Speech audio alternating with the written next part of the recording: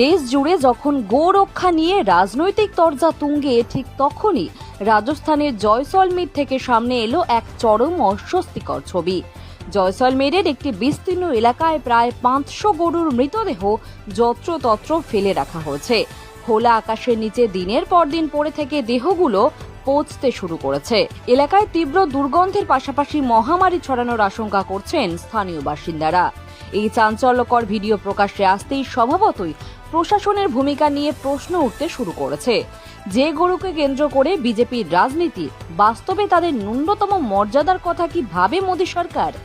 গো সেবার নামে এই চরম উদাসীনতা নিয়ে চাঞ্চল্য ছড়িয়েছে দেশ জুড়ে।